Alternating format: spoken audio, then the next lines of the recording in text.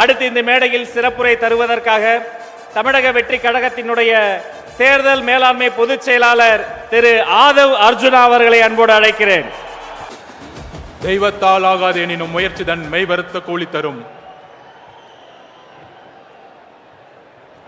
தம்பி தலைமை ஏற்கவா, தம்பி தலைமை ஏற்கவா அப்படின்னு அண்ணா கூறினார்.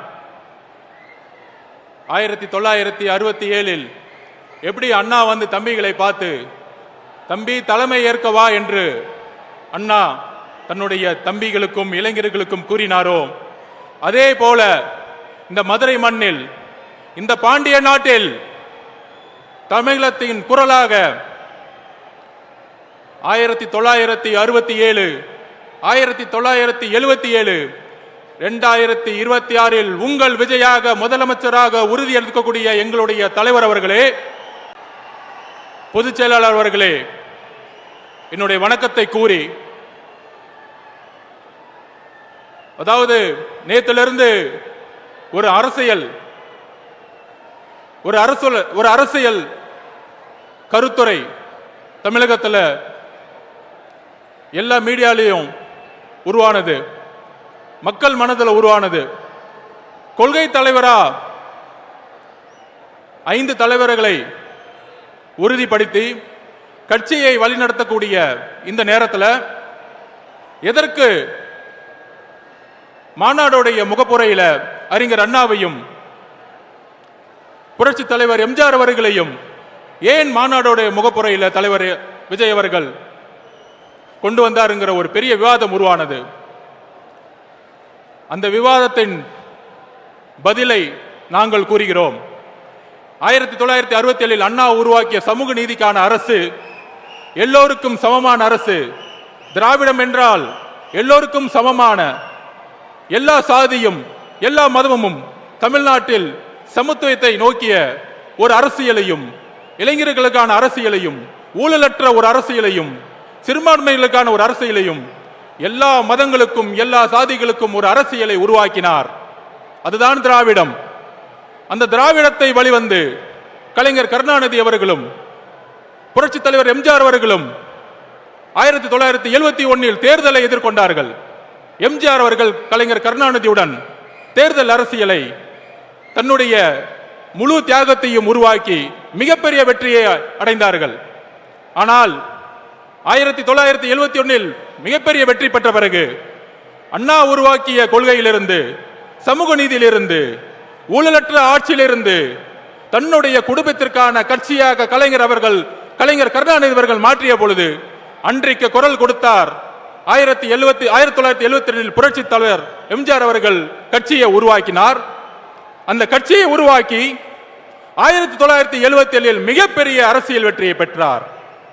ஆக அண்ணா அவர்களுடைய குறிக்கோளை கலைஞர் கருணாநிதி அவர்கள் தன்னுடைய குடும்பத்திற்காகவும் தன்னுடைய ஊழலுக்காகவும் திமுக கட்சியை மாற்றிய பொழுது புரட்சி தலைவர் உருவானார். இன்றைய காலகட்டம் என்ன? இன்றைக்கு தமிழகத்தை ஆண்டு கொண்டிருக்கின்ற திரு மு க ஸ்டாலின், முதலமைச்சர் திரு மு க ஸ்டாலின் அவர்கள் தன்னுடைய தந்தையிடமிருந்து ஒரு பாடத்தை கத்துக்கிட்டாரு. என்ன பாடம்? திரு கலைஞர் கருணாநிதி அவர்கள் தன்னை சுத்தி இருக்கக்கூடிய 10 குடும்பத்துக்கும் சேர்த்து ஒரு மிகப்பெரிய ஊழல் சாம்ராஜ்யம் உருவாக்கினார். ஆனா இன்னைக்கு மாண்புமிகு முதலமைச்சர் அவர்கள் அந்த 10 குடும்பத்தை ஒழிச்சு தன்னுடைய 2 குடும்பம், தன்னுடைய மருமகன், தன்னுடைய மகன் என்கின்ற ஒரு குடும்பமாக ஊழலை உருவாக்கி இன்னைக்கு ஒரு அரசியலை உருவாக்கி சமூக நீதியை மறந்து, அதாவது தமிழகத்தில் முதல்ல ஒரு அமெண்ட்மெண்ட் கொண்டு வந்தாங்க சோசியல் ஜஸ்டிஸ்க்காக. ஆனா இன்னைக்கு சாதிவாதி கணக்கெடுப்பு நடத்த மாட்டாரு. ஏன்னா அதுதான் பிஜேபியோடைய ஒரு உறவு. அதுக்கப்புறம் இன்னைக்கு ஊழல் மட்டுமே இருக்கக்கூடிய திரு முதல்வர் அவர்கள் சமூக நீதியை மறந்தாரு, சாதி அரசியலை உருவாக்கினாரு, ஊழலை உருவாக்கினாரு. இன்னைக்கு மதுரை மண்ணில் இருக்கக்கூடிய அமைச்சர் மூர்த்தி இருக்கிறாரு, இந்த மாநாட்டிற்கு எத்தனை தடைகளை உருவாக்கினார் தெரியுமா? அத்தனை தடைகளும் உடைச்சு இங்க நின்னுக்கிற கூட்டம் தான் நம்மளுடைய தமிழக வெற்றி கழகத்துடைய கூட்டம். இந்த மதுரை மண்ணில் சொல்லின, இந்த மதுரை மண்ணுடைய பிடி பழனிவேல் தியாகராஜன் சொன்னார், இந்த ஆட்சிக்கு வந்தவன மருமகனும் மகனும் மிகப்பெரிய ஊழலை செஞ்சுட்டாங்கப்பா. அப்படி சொன்ன உண்மைக்காக இன்னைக்கு அமைச்சரவையிலிருந்து ஓரம் கட்டப்பட்டாரு. ஆனா இன்னைக்கு யாரு இருக்கா? இந்த மதுரை மண்ணிலிருந்து மூர்த்தி இருக்கிறார். மூர்த்தி என்ன சமூக நீதி காவலரா? ஏன் ஒட்டுமொத்த ஊழலையும் குடும்பத்துக்கு கொடுக்கக்கூடிய ஒரு அமைச்சர்களை தான் உருவாக்கி இருக்கிறாங்க. அப்படி ஒரு அரசியலை இருக்கக்கூடிய நேரத்தில் திரு அண்ணா அவர்களுடைய குறிக்கோளை நிறைவேற்றாத மாண்புமிகு முதலமைச்சர் மு.க.ஸ்டாலின் அவர்கள் அவருடைய திமுக என்றைக்கோ திமுகவுடைய அண்ணா அவர்களுடைய குறிக்கோள் இருந்து விலகிட்டார். அப்ப விலகும் பொழுது யார் அண்ணாவுடைய கொள்கைகளை இன்றைக்கு கடைபிடிக்க முடியும், நிர்வாகத்தில் கொண்டு வர முடியும்? ஒரே தலைவர், எங்களுடைய தலைவர் அவர்கள் தான். எல்லாரும் சொல்லலாம், திமுகக்கும் தமிழக வெற்றி கழகத்திற்கும் கொள்கை ஒன்றுதான். அறிஞர் அண்ணாவும் புரட்சி தலைவர் எம்ஜிஆர் அவர்களும் ஏழ்மையும் சமத்துவத்தையும், ஏழ்மையை ஒழிக்கணும், சமத்துவத்தை உருவாக்கணும் தான் கட்சி ஆரம்பிச்சாங்க. அதுக்கப்புறம் இன்னைக்கு அதிமுக எந்த நிலைமையில இருக்கு? அண்ணா அவர்களுடைய குறிக்கோள் வந்து திரு மு.க.ஸ்டாலின் அவர்கள் விலகிட்டாரு. ஆனா புரட்சி தலைவர் எம்ஜிஆர் அவர்கள் உருவாக்கிய கொள்கை, அதை வழிநடத்திய அம்மா ஜெயலலிதா அவர்களுடைய கொள்கையிலிருந்து தடமாறி இன்னைக்கு பிஜேபியோட உறவு வச்சுக்கிட்டு தமிழகத்தில் பிஜேபியை இன்னைக்கு பின்புற வாசல் வழியாக அதிகாரத்தை அடைகிறதுக்கு அதிமுகவுடைய இன்றைய தலைமை எல்லா முயற்சிகளும் செஞ்சிட்டு இருக்கு. அப்படி இருக்கும் பொழுது நாங்கள் உறுதியாக கூறுகிறோம், அறிஞர் அண்ணாவுடைய கொள்கைகளையும் புரட்சி தலைவர் எம்ஜிஆர் அவர்களுடைய கொள்கைகளையும் உள்வாங்கி அதை அரசியல் வெற்றியாக மாற்றி 2026 மிகப்பெரிய இளைஞர் புரட்சியை உருவாக்கி தலைவர் விஜய் அவர்கள் முதல்வராக உருவாகி அந்த கொள்கையை நிறைவேற்றக்கூடிய வலிமை எங்களுடைய தலைவர்களுக்கும் தமிழக வெற்றி கழகத்திற்கு மட்டும்தான் இருக்கிறது. இதற்கு தான் எங்களுடைய பதில். இன்றைக்கு பிஜேபி எந்த அளவிற்கு பின்புற வாசல் வழியாக இல்ல, முன்புற வாசல் வழியாக நேற்று கருப்பு சட்டம் 30 நாள்ல ஒரு குற்றச்சாட்டுனா ரிசைன் பண்ண சொல்றாங்க.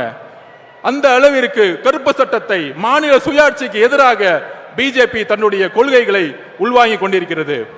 அண்ணா 1967 அண்ணா அவர்கள் கூறியது போல, தலைவர் அவர்களே தம்பிங்களை அலையுங்கள், தம்பி தலைமை ஏற்கவா, மன்னராட்சியை ஒழிக்க தம்பி தலைமை ஏற்கவா, மதுரை மண்ணிலிருந்து புறப்படுவோம், மதுரையை எப்படி பாண்டிய மன்னர்கள் மக்களுக்கான ஒரு அரசை உருவாக்கினாரோ அப்படி ஒரு அண்ணா அவர்களை கூறியதை போல ஏழைகளுக்கான அரசாக, ஒரு நேர்மையான அரசாக உருவாக்க எங்கள் தலைவரை நாங்கள் அழைக்கிறோம். தம்பி வா, தலைமை ஏற்கவா. நன்றி, வணக்கம்.